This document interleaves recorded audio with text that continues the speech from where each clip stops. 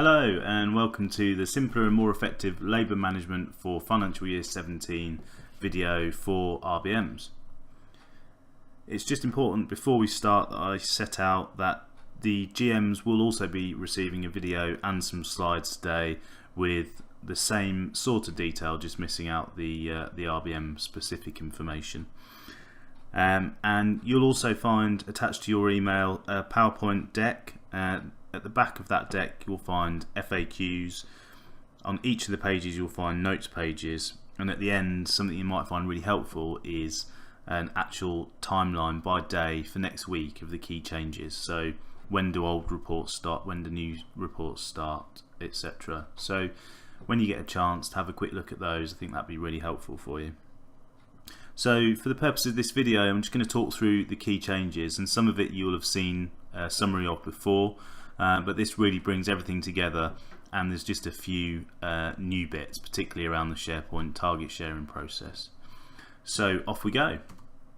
So as Phil would have got across last week at the RBM forum, clearly sales and labour are our biggest opportunity in terms of stretching those sales and controlling our labour from the off from P1 week 1. So really is all about planning and planning effectively and planning within PPS.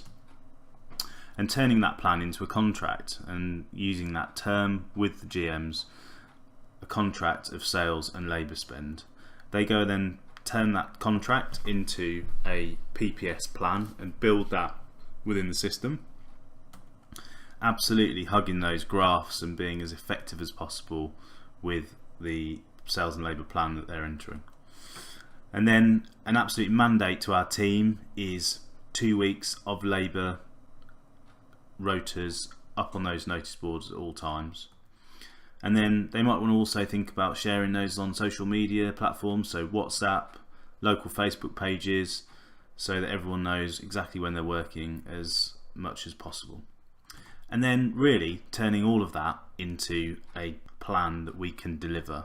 Not only does it deliver for the financials, it delivers for the guest in terms of that service. But there may be times where during that current week there's a change, the GM gets a call, there's a big booking, we don't want to miss out on the sales opportunity, and that should just simply be going back to the contract process where they phone up you, they say I've got a sales opportunity, and you agree how much sales are going to go into the system and how much labour they're realistically going to need to be able to drive that. But this is a specific one-off event, and then they go back and build that in PPS based on the terms that you've agreed, and they then deliver that new plan. And then we start the process again. So this is a constant rolling process each week of planning, contracting, building in PPS, always having that available for teams and delivering against that plan. So you'll have seen this slide before, and this is really the key timelines, but I'll quickly go through it again for you. So GMs, they agree the sales forecast and contracted labour spend and plans with yourselves. They adjust the daily sales forecast on PPS within the weekly target and build the rota against that plan that they've agreed with you. And then adjust sales plans and contracted labour spend in the target file for yourselves, and that's the new SharePoint process which we're going to go through on the next slide. And then ensure that the GM's sales plans and rotas deliver against that target that you guys have agreed. So the GM then displays that PPS generated rota, and it's important that PPS generated rota, it can't be an Excel rota. So please look on those notice boards when you're going around businesses and make sure that you're seeing consistent PPS rotas up for 2 weeks and always for 2 weeks. And then final changes agreed by exception within that final 2 weeks where there may be some big changes, big bookings, and just amending that plan for those specific sites. And then in the live week the GM then delivers the plan, and everyone reviews the delivery of the plan against those contracted agreements. And then just quickly again on salaries. So salaries get loaded on a Tuesday and Friday every week up until the week +1. So for the live week there's no further changes to the salary line, so the last time the salary will be uploaded for the week that you are currently in would have been the Friday before. So it's really important that you're just up to date within PeopleNet and all of your salaries are in the right place as often as possible. And then you'll notice then that the forecast and contract spend is fixed, and prior to that blue line the plan and rota can be changed, but post that the plan and rota changes are strictly by exception on those anomalies within individual businesses. So this is the new bit, the bit that you won't have seen, and the guys have been working really hard for the last few weeks on putting this together. So from next week you'll see a new link, and let me just get my pointer up. So you'll see a new link on your RBM homepage, which is RBM targeting. Click on that link and it will take you through to a forecasting page.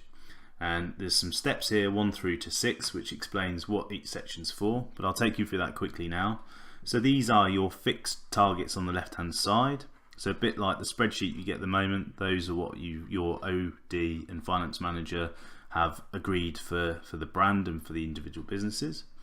And on the right here is the bit that you would normally input on those spreadsheets, but now this is a automated process. So you would go in and amend these figures based on the contracted sales agreement that you've got with each individual GM. The only thing to say here is don't go over the zeros here, because these are the central sales plans that haven't been uploaded yet. So if you typed in these boxes, it would get overwritten when the new sales targets go in. And again, on those timelines on the attached deck that you've got within the email, that will explain exactly when that's going to happen. And I believe that's Tuesday afternoon next week. So go in and amend these sales figures. And the only other thing at the moment is there is no sum total. So there is no total for the whole business. You can copy those out, put them into Excel and do a quick calculation. That is just a very short-term workaround. The team are working on making that a much slicker process, and so you've got subtotals and column totals within the next few weeks. So watch this space and just work around for the time being. So all of this is on one page. So when you scroll down, you now see the spend. This is the labour spend. This is the target that's been set by the finance manager and OD here. And then this is your contracted cash spend. So this is what you've agreed that the GM can spend based on the sales that have been inputted.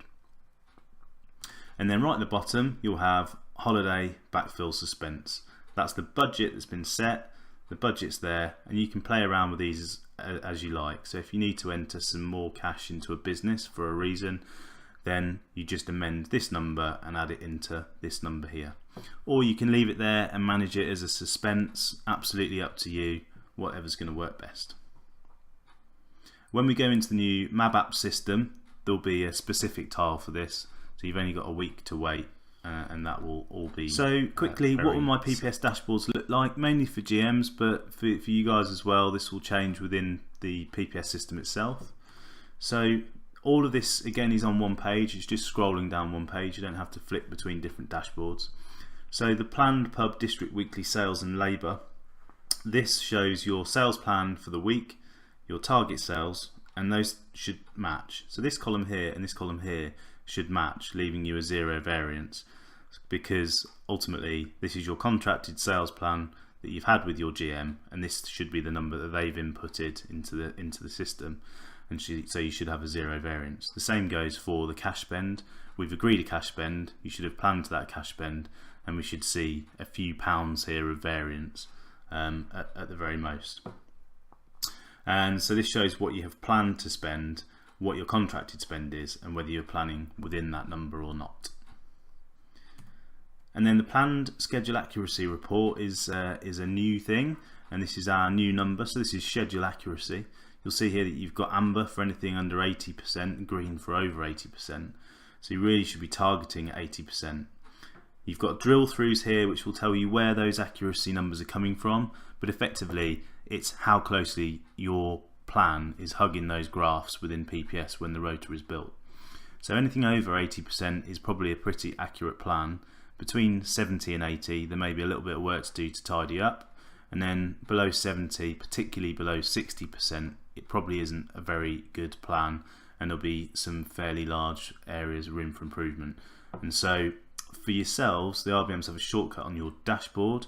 So see the PPS homepage for instructions. That will show you how to do that, but you'll be able to really clearly see from those graphs where that excessive fat and thin may sit, and that's where your opportunity is to get a more accurate rota.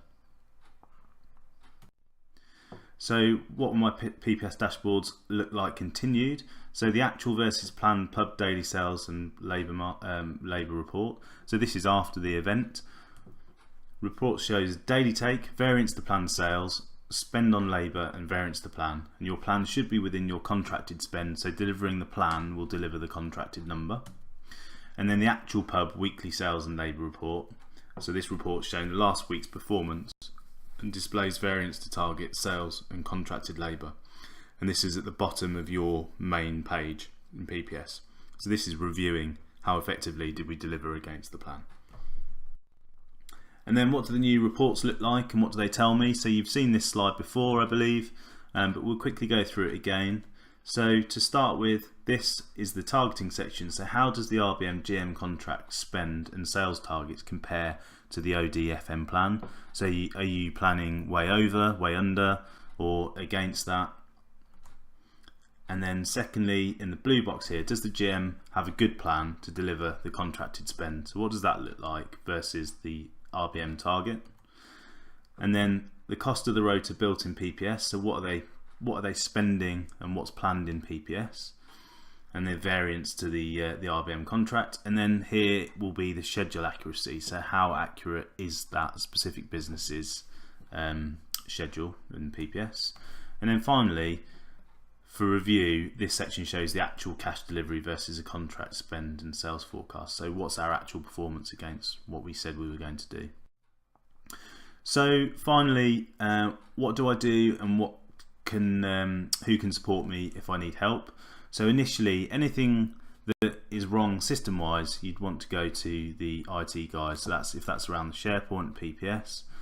If there's any issues with your actual numbers that are plumbed in, clearly first port of call is your OM/OD finance manager, just to discuss what the anomalies may be.